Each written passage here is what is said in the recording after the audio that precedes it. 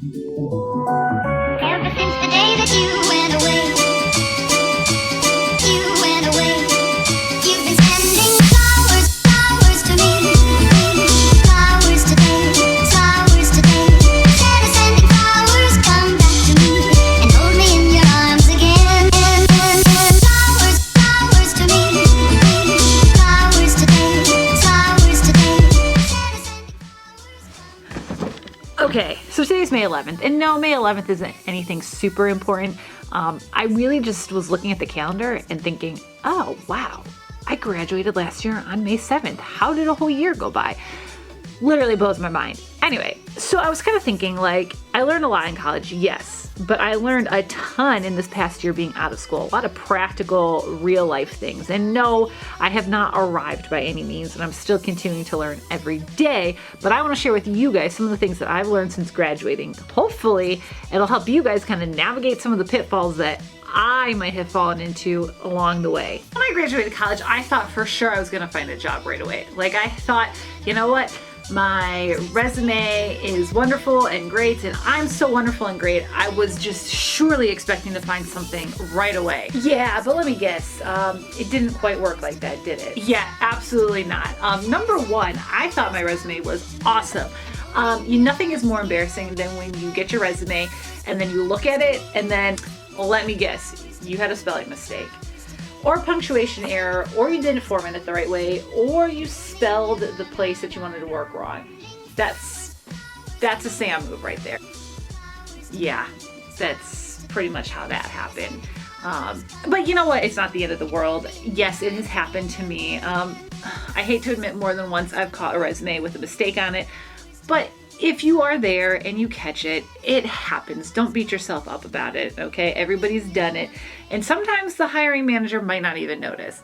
But we've all been there. Speaking of resumes, interviews always comes next. So you get that interview and you're like, yes, this is to my dream company. You sit down, you think everything's going okay. And then they ask you the question, what is your weakness?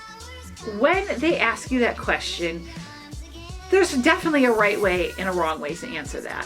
So let me guess, when they ask you your weakness, you try playing it off like, oh, I'm so great, I care too much and I work too hard. That's a Michael Scott line, by the way. How did you know? That's exactly what I did, and it didn't work out so hot. When they're asking you for a weakness, all they're doing is asking you to be self-aware and honest. So if you can give them a legitimate answer and not one that says, oh, my weakness is I work too hard, they can see right through that. So just be honest. It'll go a long way.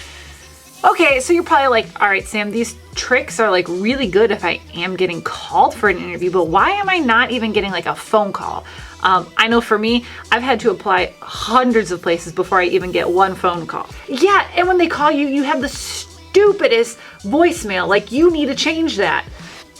Okay, Sam, don't need to be so cranky. Yes. It's true. When they call your phone, when an employer finally calls your phone, number one, if you've got a ringback tone, okay, that should have died 10 years ago. Take that off. Number two, your voicemail has to make you sound professional. And I've had some really ridiculous voicemails in the past. If you're not hearing from them, you know what you're supposed to do? I think they all know. Send a follow-up email. It's true. True. Even more importantly, even though you just graduated college and you have a degree, don't get cocky, because there's a lot of people who have a lot more experience than you do.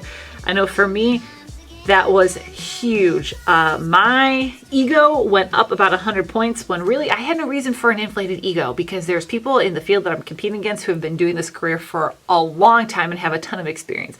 So just remember, when you are applying for jobs, stay humble, because you've got a long way to go and a lot of work to put in. You still have to pay your dues. Going to college was not paying your dues. It's everything after that that counts. But ultimately, remember this, you just graduated college, a job is coming, okay? Your life is just now getting started. Think of how fast those 4 years went by. The rest of your life is gonna go even faster. So if I could tell you anything, I wanna tell you that it's gonna be okay. You're gonna get that job that you want. You might have to work at it for a little bit. You might have to apply to 100 places, but it's gonna come. If you just keep working at it, it's gonna come, okay? If I could tell you anything, that's what it's gonna be. All right, guys, I hope this helped. If you guys have any ideas of things that I forgot, and there's hundreds of good advice pieces and little tidbits like that. But if there's anything that you think is super important, write it down below. I want to see what you guys think is super important when you're getting out of college and getting ready for that big kid job. All right, guys. See you later. Bye.